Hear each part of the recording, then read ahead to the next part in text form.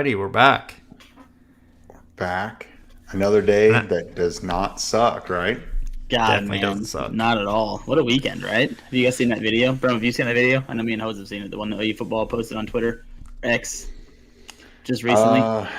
No, if it was looks like today, to be honest with you, I have not been on social media Not a today. big deal, but whenever the live stream ends, you need to check it out. It was pretty damn cool. That goes for anybody who hasn't seen it. Yeah, Definitely. I definitely need to go check it out. But Brandon, I got to ask. It sounded like you guys had a fun weekend in the old Big D, Big Dallas. Well, I'm sure it was everybody had the same emotions and shit, and it was crazy for everybody, obviously. But dude, like being there in Dallas, we weren't even at the game, but like we were at this outdoor bar area thing, and it's OU Texas, of course, so it's 50-50 everywhere you go. And we had a pretty big table, probably about 15 or 20 people of us at one point. So we kind of overtook one of the big TVs right there in the corner, and lost our minds, man. Ran around everywhere, throwing horns down. Had a blast. What a game. What a game. Fantastic game. Shout out to SBC Bates. And yeah, I'm glad we don't have that bullshit speed D anymore. We have good defense now. You guys, I saw a little bit of the live. I was probably a little more drunk than Hose was on that live stream that you guys did. I don't think so, dude. I think we've talked about it since after that live stream. I honestly don't remember most of it. I'm like 99% sure I didn't say anything really inappropriate. I mean, I'm still here. You weren't canceled. Yeah, but after we were done with the live, like, hit the couch, and I was woken up one time to eat, and then I went back to bed. Yeah, actually, we kept trooping. As soon as the game ended, our waitress was actually really cool. She was a Shorthorn fan, so we were giving her shit the whole time, but in fun and stuff. And as soon as the game went final, we all obviously lost our minds. She came back probably 5 or 10 minutes after the game ended with literally like 10 tequila shots for just the whole table, and she was like, "Congrats, guys!" And we were like, "Oh, what a lady!" But also, Jose, I know you've seen it, Brum. I don't know if you've seen it on Instagram from our friends. Did you see the tab that our table ran up? Yes, I did. That was an impressive tab. Yeah, I think we spent about $1,500. I mean, the entire group tab was $1,500, and we split it up, obviously. But yeah, we had a day. I was going to say, what was your portion? A decent amount. I think I had 4 Miller Lite buckets with the 6 in a bucket. But obviously, I mean, like I gave a couple away maybe every time, and then every time people did shots, I did not say no, and I think that was 3 times. And then after the game, we had the free tequila one, and then we went out and after the game to a different bar and met up with some other friends from school. And Ben, his idea was to start doing rumplement shots, which I don't know if you guys have ever done that. Is horrible, and I think we did 4. First one isn't that bad, but after a while it gets bad. Yeah, I think we did 4. 4 of them. Yeah, it was a weekend, man. I mean, we were celebrating, but what a game! You guys want to just do a quick recap of that one, since yeah, well, I don't think anybody's done with it. Yeah, you can start. Jose and I kind of did that emergency live reaction. Obviously, there's more to talk about, but what's your take? That we're for real.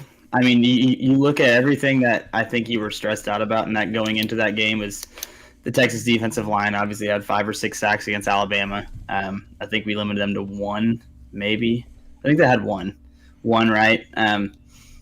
Our defensive line, how about hitting 5 sacks? Shout out Ethan Downs. Finally, the dude, I say finally, but the dude was on one that day. I think, what do you have? 2 or 3 sacks I think he had 2 sacks by himself. I think I'm freezing up a little bit, of course.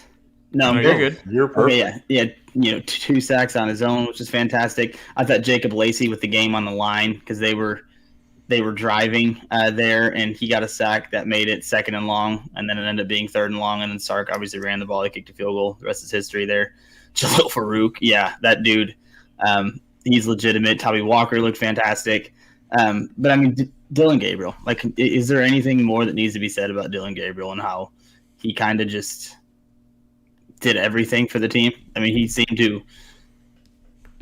There was anytime we needed to make a play, Dylan was there, and that run he had, that drive after the goal line stop where we went 75 yards, and then of course Zach Schmidt does what Zach Schmidt did there, and that was unfortunate, but I mean, he was lights out. There's so many guys in that team. Yeah, DeJoun Terry had a big Saturday.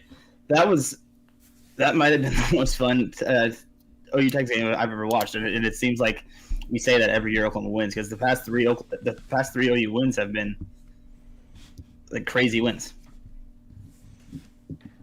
I think, I was thinking about was this my favorite OU Texas? And it's really hard because you look at the Caleb Williams year, and obviously it's Caleb Williams, but that was an incredible game. But the one I think was my absolute favorite was when we played him in the Big 12 championship game. Because I went to it, me and I can't remember, Brandon, Jose, did one of you go with us as well?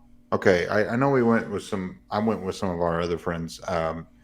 That game, being there in person, was amazing. And this is a game I wish I was at that OU Texas this past week, and it was beautiful weather. It was like 65 degrees. Obviously, the Indian was great. I think maybe the Big 12 championship just has a slight edge just because I was actually there. But that game was incredible. Here's a starting point, I think, for the show now that I kind of got my little piece out about just a really quick 2-minute recap since I missed the live stream. But sure, Rose and I have been talking about it for a while, but I'm sure you've seen on the X app the narrative that Texas played a C game and Oklahoma was flawless, and we were still only able to win by 4 in that fashion. That is driving me insane. And I'm kind of with Hose at first. Immediately afterwards, Sunday, I was like, this is the dumbest. Like, I was losing my mind.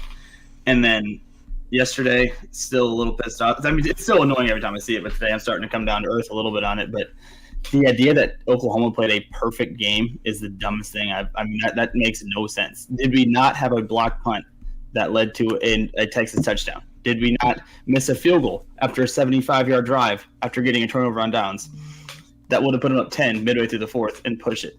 Did we not recover a Texas fumble at the 50-yard line and go 4 and out right after that? There were so many chances for Oklahoma to really put a stamp on this game and really kind of, almost end the game. And we left a lot of stuff on the field by not playing a flawless game. Oh, 100%. That's the Tyler Walker drop touchdown pass right before the half. There was things that Oklahoma did that was not perfect. Yeah, and Oklahoma had every opportunity to put Texas away. When Peyton Bowen lit up Quinn Sewers, Oklahoma was up, what was it? It was 24, was it 24-17 at that point? It was 27-17 because we took an opening drive touchdown. It was 2017 a half, and then Tobby scored in the opening drive of the third quarter. 27-17, and Oklahoma had the chance. He had to go down and go score a touchdown, go up 34-17. That pretty much puts the game away not entirely, but it puts it out of reach pretty quickly. Oklahoma left a lot of things on the field. I mean, you count that drop touchdown, that missed field goal, that's 7 points. Then you have the blocked punt, that's 7 more points. So that's 14 more points that Oklahoma either shouldn't have given up or should have scored. And then you could also argue that Oklahoma had the chance to go score another touchdown after the fumble. Oklahoma, this is the next step in the progression that they are. Last year, they couldn't beat anyone. Mentally, they were struggling and they couldn't do it. This year, they're taking the next step where they face adversity, take the next step, and still win despite it. I think the final step is doing that, but when you have blood, you smell blood in the water, you put them out of their misery and you end it. And that's that final step, that killer instinct that I think this team will have potentially this year, but if it's not this year, it's next year. It's just that final step. Well, I'm going to start with the good thing for Oklahoma, and I agree there because that's the first thing that when I got sober, I thought about. Oklahoma, to me, leading up to this game, like obviously there was a lot of question marks, and I think it was fair leading up to the game. Like we as OU fans respected Texas, like I think we should have, and we do, because they leading up to the game, they were a really good opponent, and they still are. But the big question for me was, can Oklahoma dig themselves out of a hole, either that Texas put them in or that they put themselves in? And I wouldn't say it was a big hole, but when you don't score in the fourth quarter, at all until the last drive because you have to in a game-winning situation. They showed that they have that killer instinct that you're talking about, bro. So while it's not a big hole that they had to dig themselves out of, it is like, that offense needed to do something that they hadn't been able to do in quite some time and actually score the ball. And then the defense, the goal line stand is going to be something that's going to be remembered for a long time. The turnovers, Ethan Downs, you mentioned it. There's something clicked in him, and if you guys have seen that video that Brandon referenced earlier, maybe that Chavis speech from before the game just unlocked something, because he looked like what we expected him to look last year, and it's better late than ever. But I think this is another step for him, to progress, to show that he's not just a really good college football player, but could be an NFL talent. On the Texas side, Brandon said it, for the first Sunday and yesterday, I would get irrationally mad. Like, I couldn't be on Twitter and be sane. Every time I saw a Texas fan say they played a C game or that they were actually the better team. And to me, the biggest thing is, like, for the most part, anyone that covers Oklahoma, if it's a podcast like us where it's fans, or if it's insiders like OU Insider or Sooner Scoop, or even the On 3, like the On 3 to like national coverage, for the most part, it's like pretty respectful of Texas. Like, they've got talent, they're good.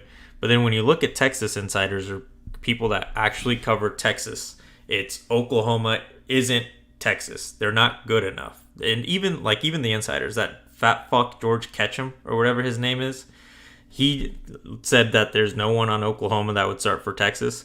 I think not only did they prove him to be an absolute idiot, but they showed that for the most part, especially on the offensive line, they could probably take all their jobs if they really wanted to.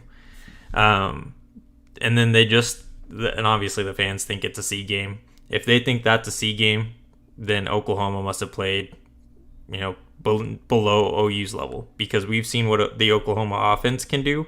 And I don't think anything that Texas did forced OU to make mistakes on the offensive side of the ball. It was just they fell into their bad habits again. They ran way too fast, didn't burn enough clock, giving Texas more opportunities on the offensive side of the ball. On the defense, I think once it got towards the later part of the game, they weren't gassed, but you could definitely start telling that they were getting a little bit tired, because the Oklahoma offense was keeping the ball for less than minute 30. Like, those bad habits kind of started creeping in again. But when Oklahoma was clicking, Texas had no shot. That's why OU had a 10-point lead.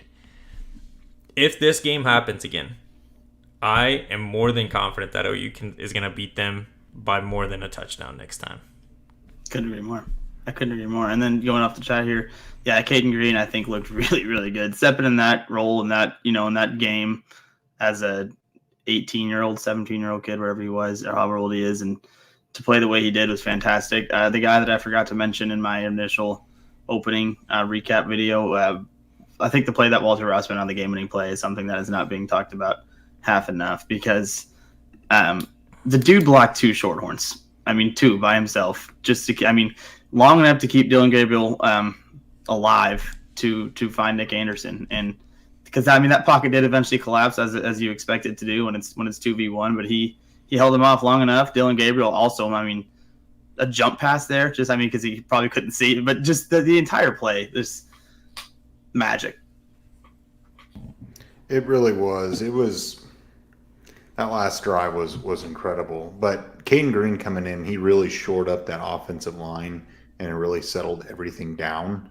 I do agree. I feel like if you can produce like that in an OU Texas game, you should probably be given the opportunity to start the next game at that position. And I wouldn't be surprised if he does. Really, the issue was when Quinn Ewers started rolling, that secondary was a little banged up. You had Key Lawrence playing corner for a little, handful of plays. It was not good. And you don't really blame Key Lawrence because he's a safety at the end of the day. And just because Gentry Williams was banged up. And maybe Kendall Dolby was kind of he was playing well and he kind of had an up and down game. And then they put him back in and it seemed like it shorted up a little bit. Did I miss something? Was Kanai Walker hurt? Yeah, he's been hurt for the last couple weeks. So I guess I think he still traveled with the team, but yeah, he wasn't suited up. The other thing about the yards, I think the one thing that Texas fans aren't realizing is it doesn't matter that they beat us in yards because it's a game of inches, and I think this game shows it. That goal line stand was the ultimate difference. They couldn't get that 1 yard. It doesn't matter if they beat us by 20. They didn't beat us by 21 yards. Kip Lewis making a hell of a play there too on the first snap of that goal line stand. I think Deshaun McCullough was lights out all game, but I think he was there in the next 2 plays on second, or maybe even second and third down. He was kind of there. Second down. He bullied the tackle. He saved the touchdown on that play because and that's a guy that is way bigger than him. Mm-hmm. He just ran into him, hit him in the mouth. On third down, it was him and Danny Danny went up the middle and Deshaun came around to help pull him backwards. And then on fourth down, he was the one that initiated that contact to keep Worthy from the end zone. Have you seen any of the Texas fans complaining about a face mask on that play? Yeah, but they're going to grasp at anything right now. Doesn't. Well, and you want to also know a little fun fact? Since 2000, Oklahoma is 17-8 against Texas. Would you call that a rivalry? I mean, not at all. I mean, when you are winning, let me do the math. When you're winning nearly 70% of the time, it sounds like it's a little more of a one-sided than another. Hey, but 49-0. Yeah, and that, I mean, I guess if you win, in the last 10 meetings, they've won 3 times. I mean, I guess if that's what you want to grasp onto and you're happy winning 30% of the time, they're going to hang on to 49-0 probably until the dawn of time. I certainly hope we can play them again in the Big 12 Championship. How fun would that be? Yeah, man, what a team, though. Like, this is the first time, I think, since 2017 where you legitimately feel, and I'm not at all saying that we're going to win a national title, but this is the first year, I think, since 2017, putting the homers, our own bias aside, because we always think we can, but like this, I think, is the first year since 17 where you legitimately feel like this team can do it. Barring they stay healthy. Yeah, you do lose a big one in Andrew Anthony, and we can talk about that here too now. But yeah, I think this is the first year in a while you really feel like this team can do it. I 100% agree. I mean, going back to our preseason predictions, I know someone commented about, I should be wearing a Texas shirt and all this other stuff because I remember picking, it was worst case scenario was like 9-3 and best case scenario 11-1. And I always thought that this would be the game that, Oklahoma would most likely drop, and it would make a lot of sense that they ended up losing to Texas. When you look at this schedule from here on out, the only team that can beat Oklahoma is Oklahoma. If they don't show up and they sleepwalk. The game that really scares me is going out to BYU in mid-November is a little spooky. And I will say it, I still think Bedlam's going to be a little competitive. They looked halfway decent against Kansas State. And maybe I hope I'm totally wrong. But we're definitely going to get their absolute best shot. I mean, they're going to want nothing more than to finish that series with a win. But I agree with Coach shaking his head here. I don't see us losing to them. A game you didn't mention that I actually think could be a little bit of a scare is that game at Lawrence. They're quietly 5-1. And granted, they've won a couple real close games. They beat Illinois by 11. They beat BYU by 11, but BYU was there the whole time. They were up by 1 score going into the fourth quarter against the Missouri State team, who is now 1-4 in the Missouri Valley. So I don't necessarily think they're fantastic, but they're a quiet 5-1, and they're tough. But the thing about Oklahoma is, like you just said, Brum, they have to. As fun as that weekend was for everybody, and I'm sure Brent Venables has already put this shit in their heads. I'm sure the players have already put this in their heads. But as fun as that weekend was for everybody, as electrifying of a win that was, the teams we play from now on aren't going to give a shit that we beat Texas. We have to just go out there and the next game is the biggest game of the season mentality again, which Brent Venables always preaches. He does. And I will say we're over 100 people here. And whenever Jose and I were on the live stream, we were 50 people away from 6,000. We are now only 27 people away. 27 new subscribers. There's over 100 of you in here. So if you're new here, been here a few times, hit the subscribe button, get us to that 6K mark, celebrate this OU Texas win, get us past the finish line, and then turn the notification bell on so you know when we go live for nights like this, like Tuesday night, 8:30 p.m. Central, or if we go out live after a game, just depends on our schedules and things like that. But Jose and I will be at the Central Florida game, which should be fun. Unfortunately, Brandon has prior obligations, which is so unfortunate. I'm so sad. Well, I was freed, and then I was unfreed. And don't forget, if you want a cool game day shirt, go into the link in the description. And this shirt, our t-shirt, this is the front. Things that don't suck. Brandon's favorite thing to talk about every time we get a new recruit. And then the back says Game Days in Norman. Pretty cool shirt. You'll get it if you ordered it. If you order it sometime this week, you should probably get it by the UCF game. You're supporting us and a local company there in Oklahoma City. Shout out Sammy Shirts, and then shout out was it Eric? And I think one or two other people have already got a shirt. Shout out y'all. We appreciate the support. For sure. Do you see what Dalpas posted, boys, about the score prediction? Yeah, if he had 34-31, that's pretty damn close. I was gonna bring that up as well. So last week I think it was our live stream, right, Brandon? Yeah. We're gonna give away a T-shirt to the closest one to the correct score. I'll double check. It was in the comment section. I'm gonna be honest with you. I'm not gonna go back to the live stream chat to look for that because it's significantly harder. And I did say in the comment section, so I'll check it out. If it is you, I'll comment back. Whoever is the winner, I'll comment back to the 2 Plane Sports account so that I can get your information and find a way to get you that T-shirt. And if anyone did get the correct score, like on the dot, you're gonna get 3 entries to the UCF ticket giveaway. We can start that today if you want. For this video, again, in the comment section, go in there and tell us your thoughts on the Texas game. Just make it a quick one, and that'll enter you into the giveaway. Make sure that you're subscribed because we can see that. Follow us on Twitter and put your thoughts on the Texas game in the comment section. You'll be entered to win. We'll probably announce the winner next live stream to give that person enough time. But yeah, we can talk about the Andrew Anthony injury is what you brought up a second ago, Brandon.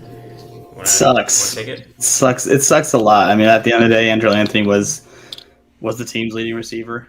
So it's not like it doesn't suck at all. But this is what I mean.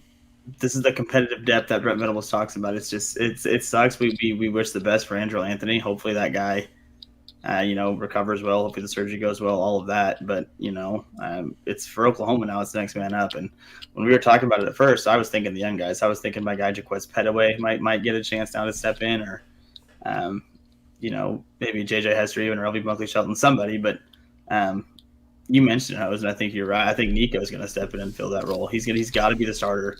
And I think Jay Gibson is going to be behind him. But what do you guys think?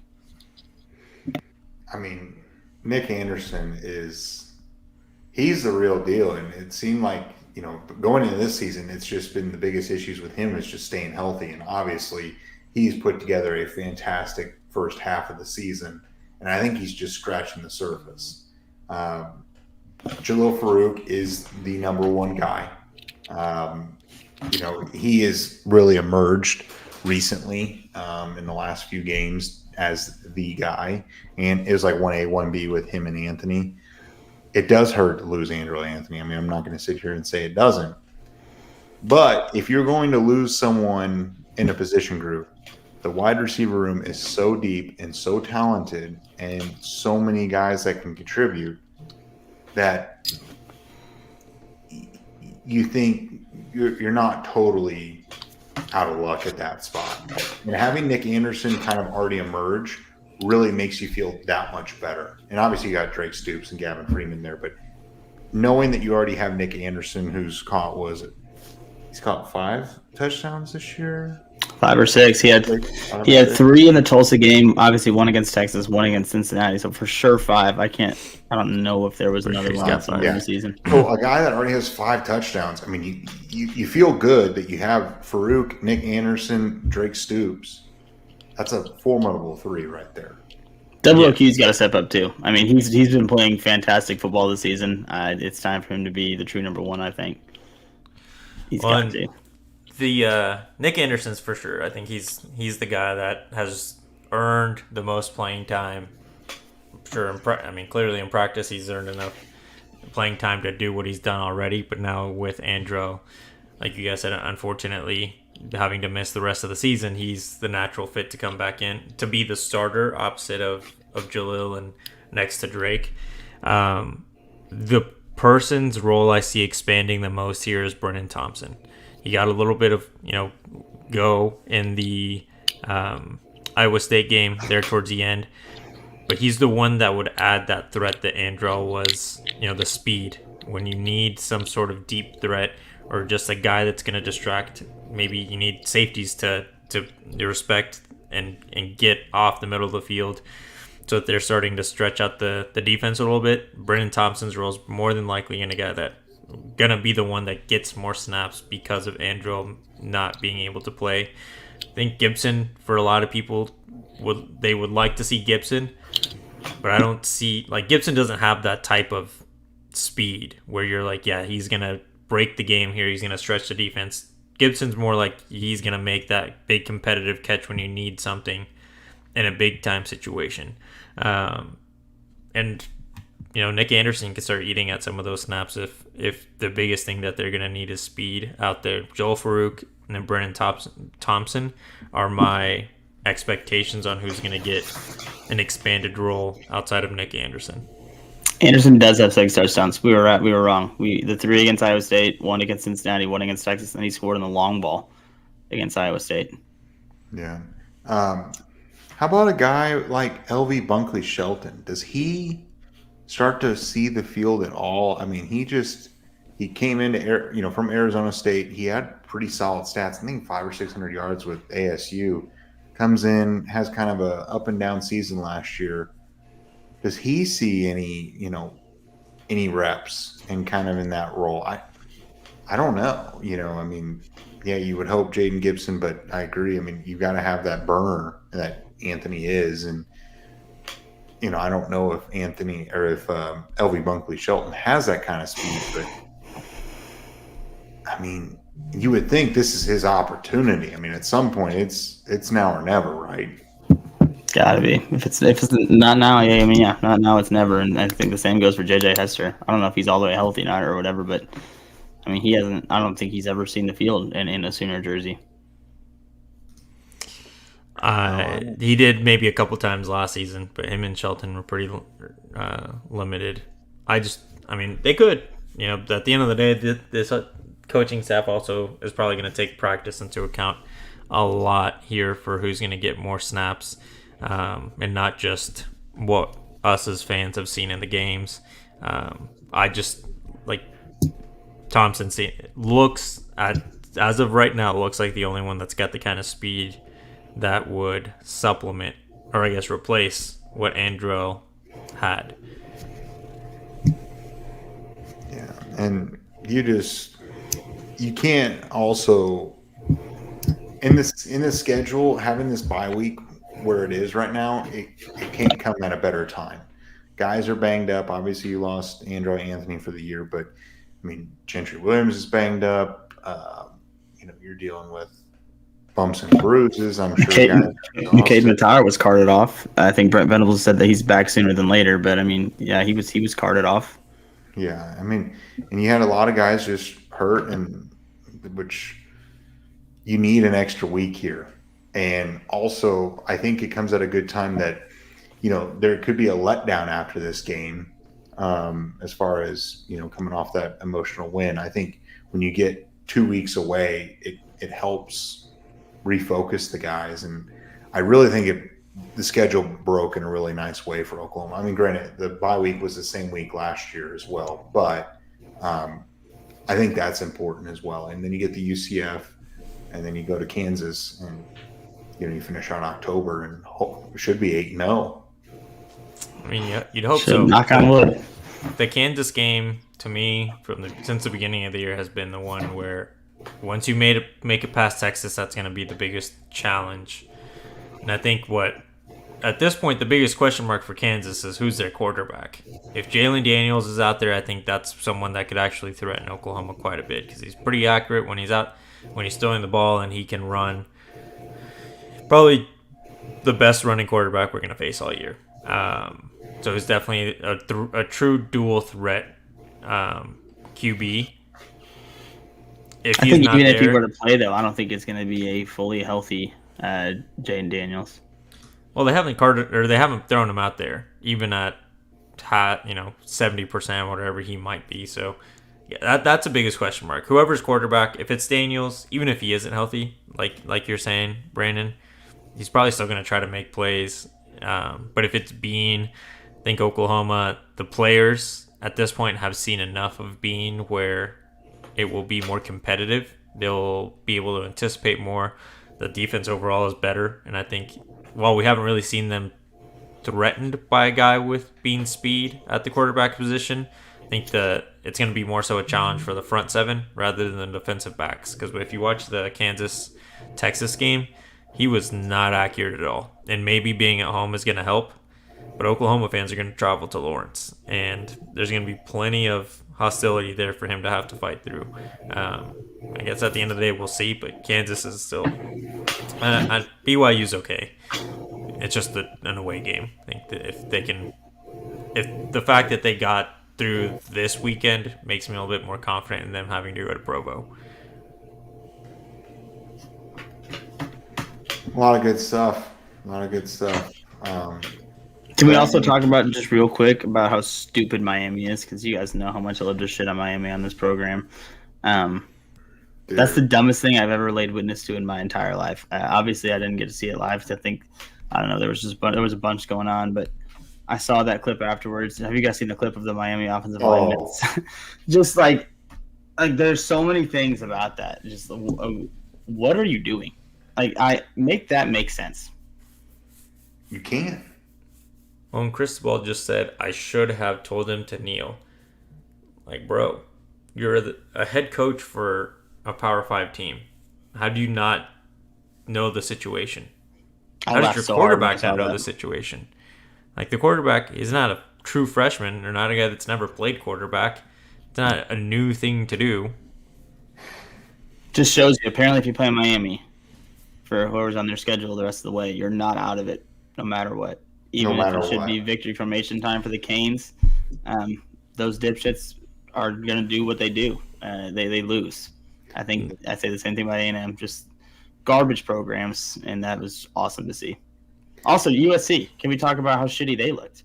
I didn't get to watch any of that game either because I was passed out like hose was to hammer at that point in the day. But I saw that. I woke up. That was 10 o'clock for me, so I got to see a lot of that game. I woke up in the morning because there was a guy I was with. He actually bet USC minus 21 on whatever betting app he uses, and I was like, dude, let's make an in-person bet. I'll bet you $50 in person and in a couple of beers that there's no chance in hell they cover that. So I checked it first thing in the morning and then saw that they should have lost outright to Arizona. But they, God, dude, I mean, just seeing that stuff just brings back just horrible nightmares of just stupidity and bullshit football too. That is the way. I don't miss it. I don't either. Like, not at all. It's just it's. I think when you look at it from an outsider point of view, when it's not your own bullshit, you can just see how truly just incompetent it can be at times and how horrible they are defensively. I mean, how do you and a special teams play? I'm ragging on OU special teams, and I still think going forward that is an area of concern and an area that I am not that confident in. There's some work that needs to be done on our own special team unit, but I don't think that Oklahoma, with a chance to win a game on a 25-yard field goal, is going to blunder that like Southern Cal did. Well, and the thing is yeah, we had our OU goggles on and bias and all that other stuff, but the thing is it's USC is just what OU was when Lincoln was here. And we've seen what happens when you go to the playoffs with Lincoln Riley-led teams. And I think the AP voters know that. I mean, USC has dropped in every poll since they've started. They have started to drop. They are now number 10 in the country. And my argument would be, could you imagine putting Alabama against USC on the neutral field? Who's winning? Alabama's beating them every single time. And Alabama isn't that great either. I think you have to go pretty far down the AP to find a team that USC would beat. Yeah, and I'm not concerned about USC because I know that they are going to play Oregon. They're going to play Utah. They can lose this weekend. They have Notre Dame at Notre Dame. Oh, yeah, it is Notre Dame. And again, I don't think Notre Dame's a great football team either, but, I mean, I think they're going to score 100 points on USC if they want to. Yeah. And another game that has some playoff implications, I know we're skipping ahead talking about next week, or this weekend, is Washington and Oregon's going to be interesting. Going to be a fantastic game, I think. Those are two really good teams. Yeah, for sure. Those are going to be your Pac-12 winners. One of those two teams are going to win the Pac-12. It's just I don't miss it. I don't miss games where you're sleepwalking and you're having to score 43 points to squeak out a win against a very, very bad Arizona team. At home. I just don't miss it.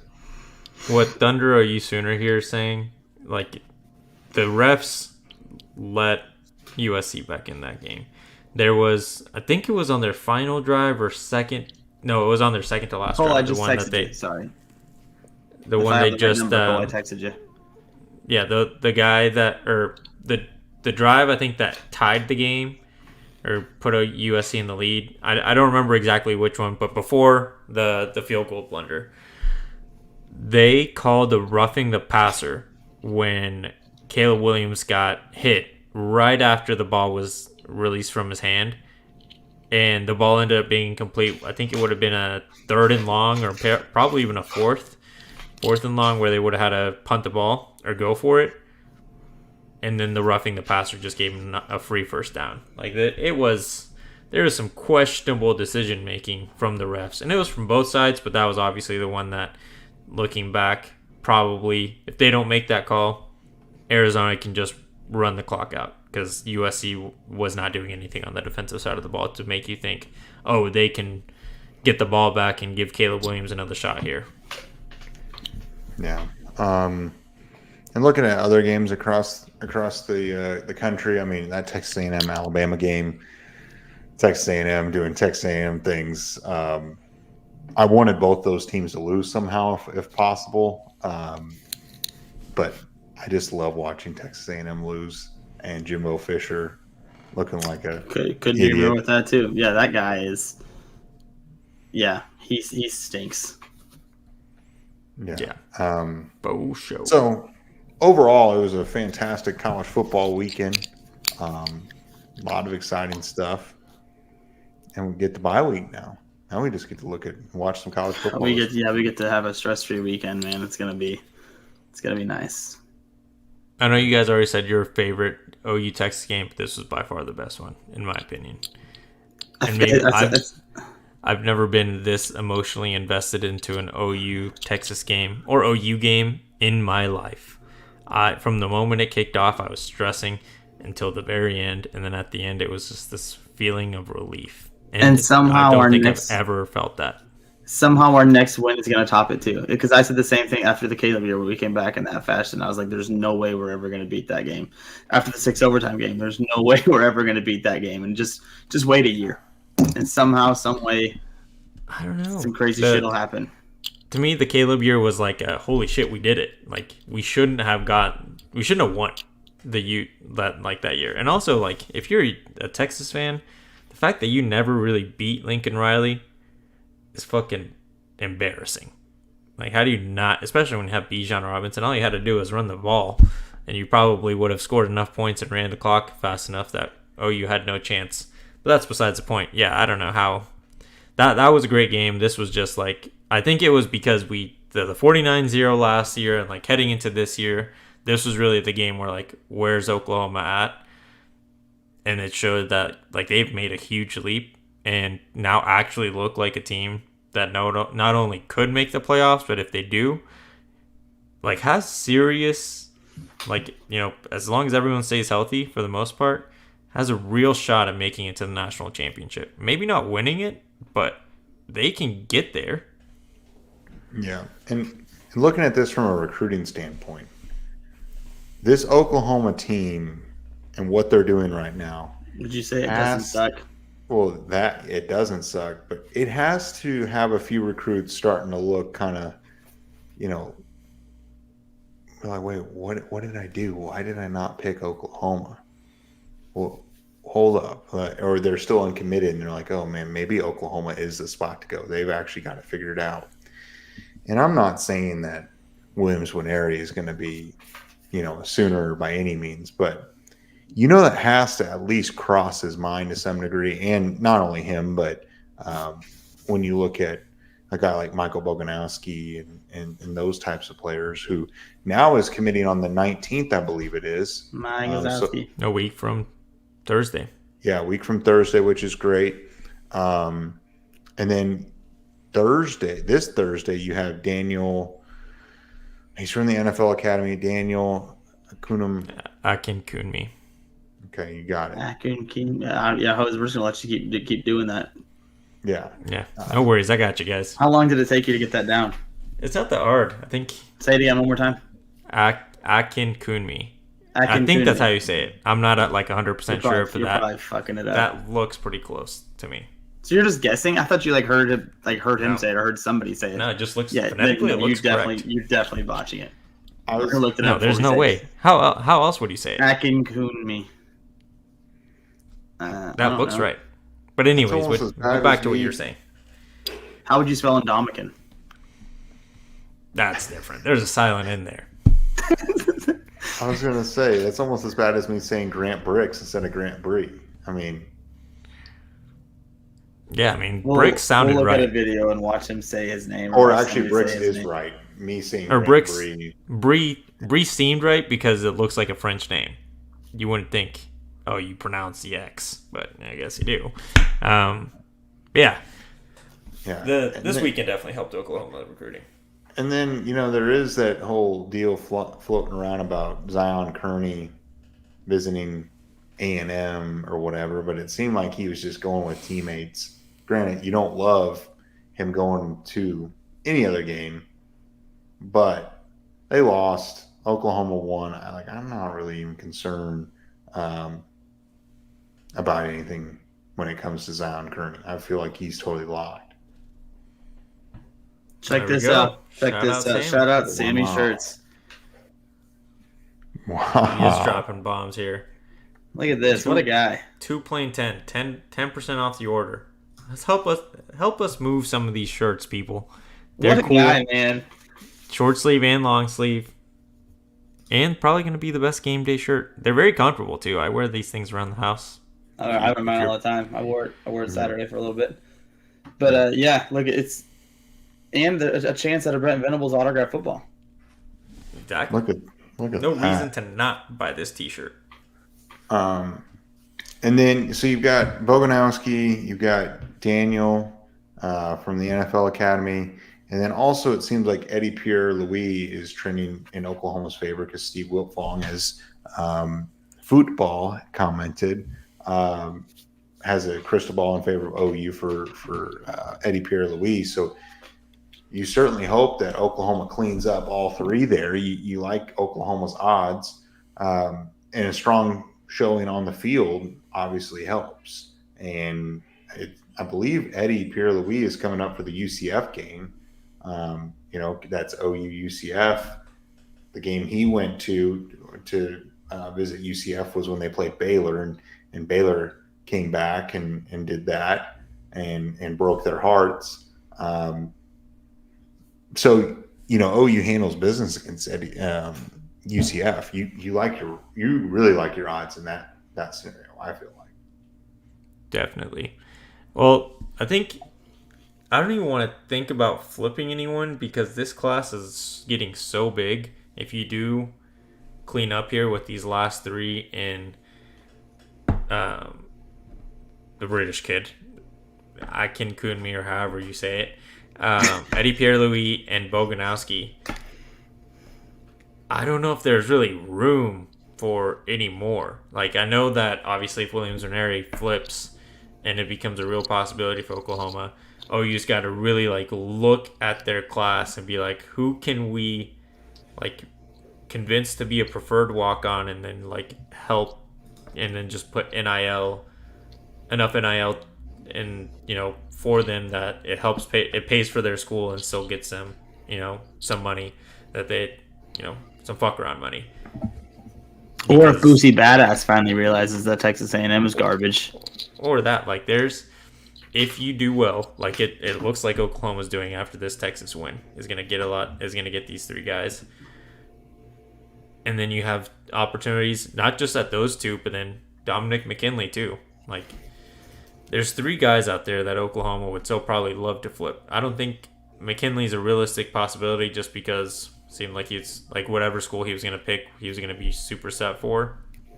But the other two, like, there's a chance, because you can't really deny that Emmett Jones is one of the best recruiters in college football this cycle, and is starting to look like one of the best wide receivers coaches in college football.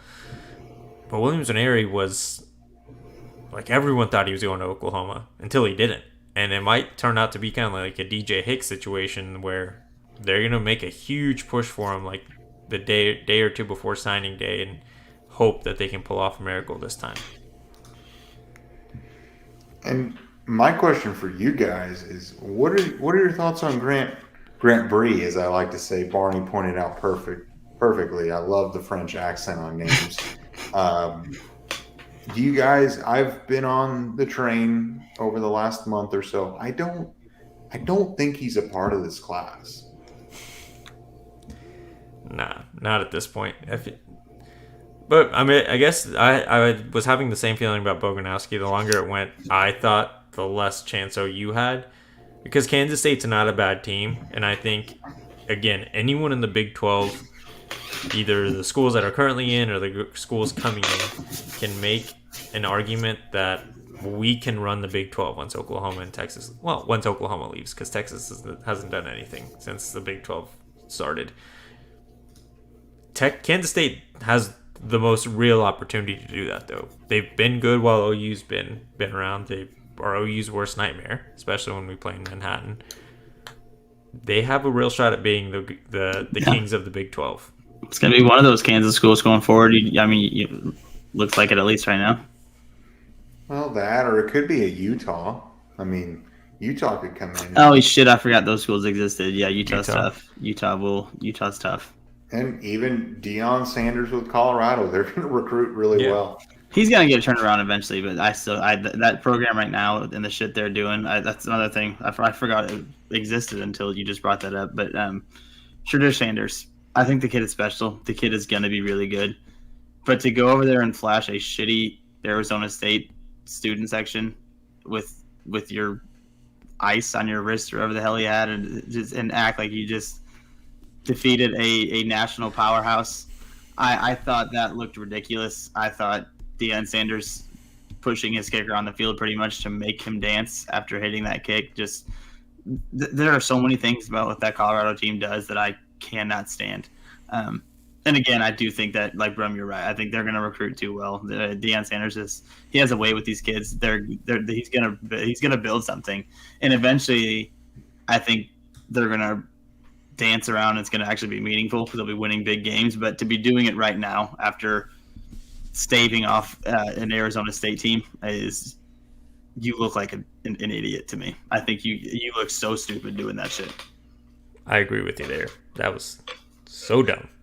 But and then the Colorado thing, we don't have to talk about it much more, but the fact that he'll have more access to Texas, given that he's going to be going there for Texas, when they play Texas Tech and being in closer proximity, that could be dangerous for the Big 12. But still, I think Kansas State's going to be the team to beat, at least in the near future, when you look at the Big 12. Yeah, and, looking at what this class could look like when it wraps up. So as it stands right now, Oklahoma has 24 commits in this class. And going through the list, you've got Michael Boganowski you feel good about, Daniel from the NFL Academy. I'm not even going to try Let's to just say call him last Dan from name. the NFL Academy. Yeah, I agree. Eddie Pierre-Louis. You feel really good about all those three. Also, Devin Jordan. I did see Jimmy Satterfield asked about Devin Jordan, the Tulsa Union High School. UHS, probably. Yeah. UHS. Don't forget the UHS. Feel good about him. So there's 4 guys. Oklahoma right there. If they hit on all 4, which you like their odds to hit on all 4s, put Oklahoma at 28 commits in this class. Do you get a Grant Bree, as I like to say? Maybe. I don't think so. Just the way that this class is going, and the way that Eddie Pierre-Louis is trending towards Oklahoma, I don't know if they can really score that. And then you just have the one or two spots that are always available for a guy like a Williams Winery or a Terry Boosie. Boosie badass, bro. You have one of those spots open for those 2 guys. Or I guess the third guy, Dominic McKinley. You've got those 3 5-stars that they always have a spot at Oklahoma. But in reality, I think Oklahoma ends with 28 people in this class, 28 players. And that puts Oklahoma. Let's say, have you played that in the class calculator? I have not, but if you guys keep talking, give me just a couple minutes. How was your day? Yeah, it's not bad, but I was going to keep going about recruiting. It's just going to be interesting because if you remember last year, like the biggest issue Oklahoma had was not having enough official visits at the end of the cycle. This year, they had a lot of official visitors, but it doesn't seem like it was near the amount of last year. But now the concern is that they've hit on enough of those official visitors that they might not have enough scholarships to give out. Like, what happens then? Do they need to then start taking scholarships away? That can't be good because I know that NIL is obviously going to help these kids if they do get them taken away, but then you're taking money away from them, and that could send someone to the portal. And at the end of the day, I think the culture that's being built at Oklahoma isn't like some other schools where they will just say, hey, you're not good enough, get the hell out. Like, that doesn't seem like what Venables wants to do. If it's not a fit culture-wise, and yeah, I'm sure that's when someone gets processed out or they enter the portal, but it's not going to be like, hey, we need your scholarship, we'll get you NIL, but I'm taking that away so that I can give it to this 18-year-old that hasn't stepped on our campus before, even though you've bought into what we're trying to do here. Yeah, I plugged it in. Unfortunately, with those guys, they're not the highest rated, so it only bumps Oklahoma up to 6. Unless you flip unfortunately one of those for you guys. Unless you flip one of those 5 stars. Unfortunate for you too. Yeah, I know you're fist pumping. I'm happy with the top 10. I don't know why you guys are devastated. I don't know why you guys are so devastated. No one's devastated. Why would you not want to finish as high as you can? I mean, yeah, if you somehow flip Winery or something, Beers in trouble. We don't need a Winery. It wouldn't suck. I mean, if you add those 4 guys plus Williams Winery, it throws Oklahoma to 3. So then it becomes a problem. But I'm not facing that for my beard. Look at this, for your beard. I mean, for your beard. Then we cross that bridge when we get there. But you know how hard I'm going to be fist pumping if Oklahoma lands Williams Winery. That also saves us from a Space Force video shoot thing that's going to be atrocious. It's more costly for you because it's probably going to take like an hour or 2 of your day to have to record that video. I got to shave like 10 minutes and this thing's gone. But it is devastating. There's an emotional it's going to be the worst video here. ever shot. Mm-hmm. Yeah. We've got north of 150 people. Man, a few more people did hit subscribe. We are 22 people away. Man, we are right there. 22 subscribers away. 6K. Can we hit it this week? I think so, but just a couple more people. Come on. Boys, all we got to do is make 20 more fake YouTube accounts, and we're there. I mean, I'll make a couple, but I need some help here. Let's get that to 6,000. We've been in this 5,000 range for a while. Make sure you like it, subscribe, share the video. Man, sharing always helps. Sharing is caring, people. Let's get it out there. Is that what your sister hit us with, Bram? After we reached our first 100 followers, or maybe first 1,000? I think it was your sister. And she texted it, and it was pretty funny. She was like, "I can't believe y'all made up 1,000 fake YouTube accounts just to grow this channel," and that was not the case. I want everybody to know that. But I might make a couple just to get to 6,000. Don't do that. Oh gosh. Do you think we could subscribe to ourselves? Because that's another one. We haven't done it. If we can. I've been subscribed to us. Why are you I'm saying out? Like the Two Plane Sports account. Subscribe to the Two Plane Sports channel. I don't think that's a thing. That's like liking your page on Instagram. But you can do that. We'll do it, though. You can do it. You can do that. Yeah. I guess, we've been on for nearly an hour. Do we want to talk a little bit of college football that's going to happen this weekend? Some of the games. Is Ohio State Penn State this weekend, or is that next weekend? That is next weekend. Ohio State plays Purdue this weekend. That's going to be a barn burner. Yeah. Ohio State, that's a good way. I think we could start. They look shitty. I was going to ask, Brum, because I think you're a closet Ohio State fan. How did you feel about just barely beating Maryland? Because that score is not indicative of how that game actually went. Did they cover? Yeah, they covered. Barely. By half a point. Just devastating because I picked Maryland. I mean, I think the Buckeyes, unfortunately, they have their ups and downs. Your in-laws are Ohio State fans. You don't have any fun with this? Yeah. About how they doesn't look very good against Maryland? Oh, we talk about it a little bit, but I mean, they didn't look great. But I mean, not that, I still think the Buckeyes make the playoffs. Do you want to bet on that? I don't know. What do you mean you don't know? You just said you think Ohio State makes the playoffs. Hey, the Sun Belt is wager you on that. Sun Belt is the fun belt. I do love the Sun Belt. Sun Belt is the fun belt. I like that. But Brum, wager me something on the shitty ass Buckeyes. They're gonna lose by 107 to Michigan, and I don't. Do you really think so? I do. I don't know if Michigan is all that good. They truly haven't played anybody. But Ohio State stinks. Tawalia Tagovailoa almost shredded their asses. I mean, so what? You've got Michigan. There. Eric's the GOAT. That's how we feel too, Eric. Same. So you think okay, how about this?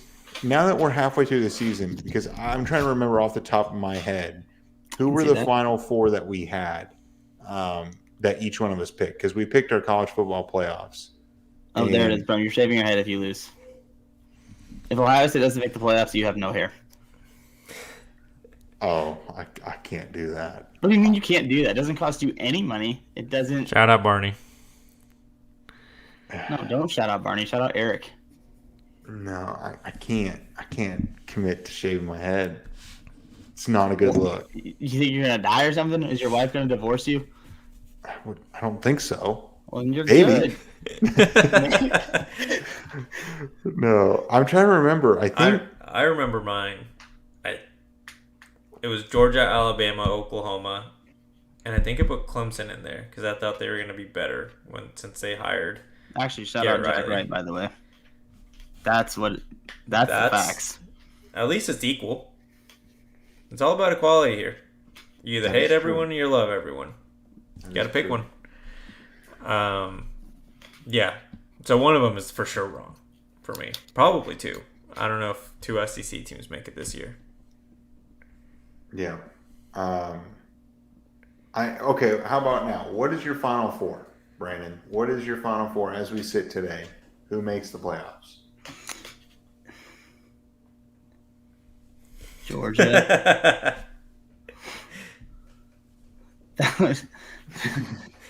Georgia does. Oklahoma does.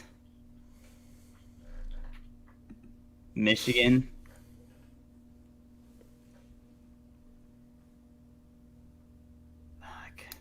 I mean, maybe Florida State. I could see Florida State winning out and winning the ACC and getting in. Let's go with that because I don't want to have two SEC teams. That's boring. Let's just do that. Let's do Georgia, Oklahoma, Michigan, Florida State. Would that be the first time we have 4 schools from 4 different Power Fives? No. I think early on it was like Ohio State, Washington, probably Alabama, and then a Big Ten. I could see Alabama getting in though. I can see them running the table because if Alabama runs the table, and I agree, I don't think they're very good, but if they run the table and they beat Georgia in the SEC title game, they will be in. My Final Four: Georgia, Oklahoma, Ohio State, and then it's that 4th spot where that's what I was. Yeah, it's the 4th, but you have the Big Ten teams wrong. I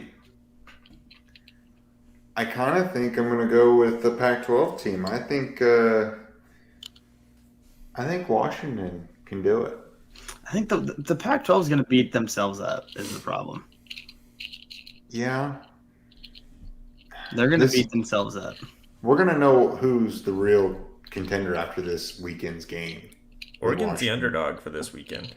I think if they were the home team, they would be the favorite. I think just the game being in Seattle or whatever is favoring the Huskies.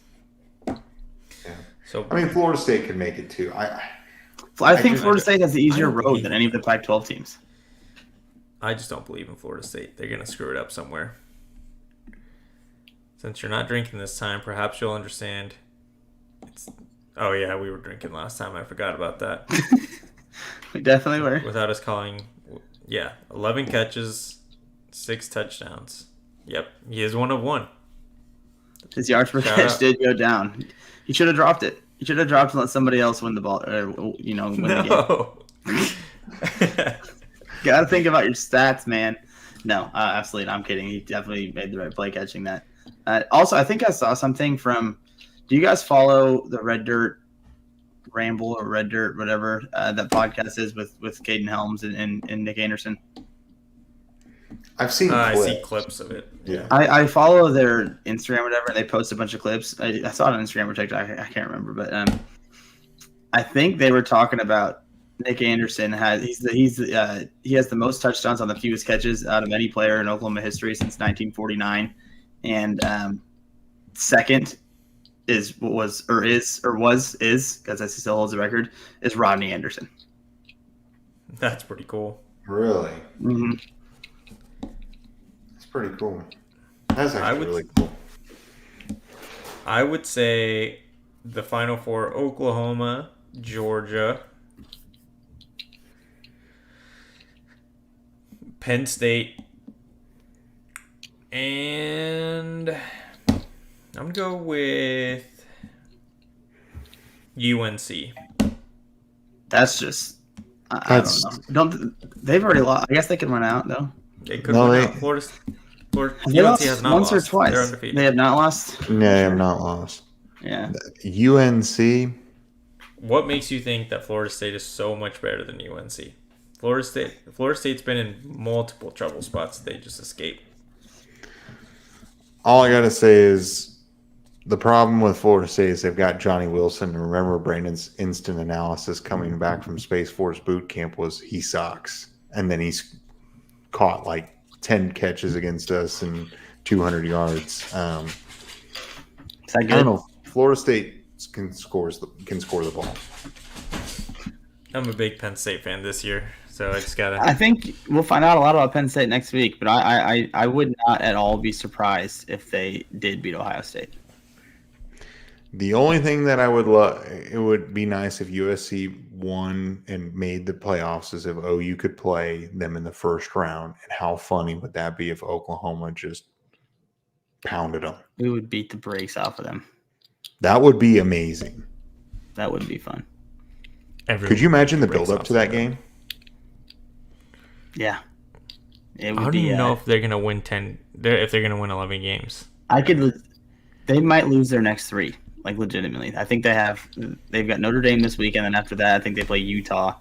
And then after that, I think it's like Washington or Oregon or something.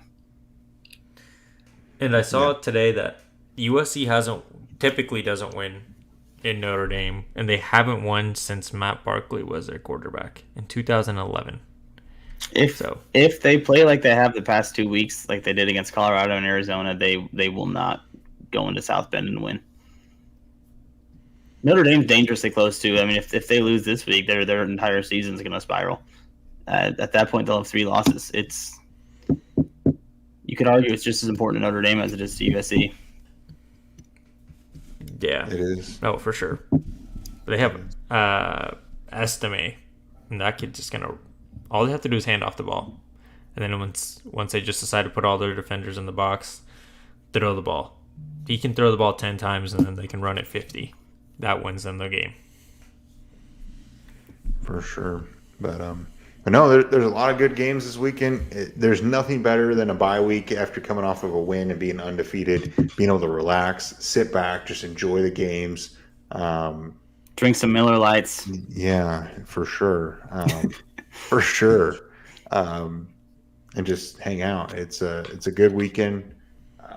Jose and I'll be mentally prepping for tailgating and everything else, and maybe we'll see a few of you guys. But do you guys have any other final thoughts or anything like that? Oklahoma fears God. Texas fears Oklahoma. Facts. Yeah. I need to watch that video. I've got it queued up right now whenever we get off this live stream for sure. But that's all I've got, unless you guys have something else. Yeah, like, subscribe, share the channel, turn on the notification bell, and go buy a t-shirt. We are 20 subscribers away now. There we go. Shout out those 2 people. 20, I haven't made those fake accounts yet, so those are 2 real people. And like I said, shout out I think you got to shout out Sammy Shirts again, just for that deal is coming through for you guys is fantastic. 2 plain 10 gets you 10% off your order. 100 shirts, guys. He's going to get us a Brent Venables signed football. That right there is an incentive, even if you don't like us that much. Just if you want a Brent Venables ball, just 10% off. There's the code. Get it done. Help us out. We appreciate it. We appreciate you, Sammy Shirts. What a fun live stream. Hit over 160 people on just a Tuesday night of the bye week. That's pretty solid. And don't forget, fuck Texas. Always and forever. Appreciate you guys.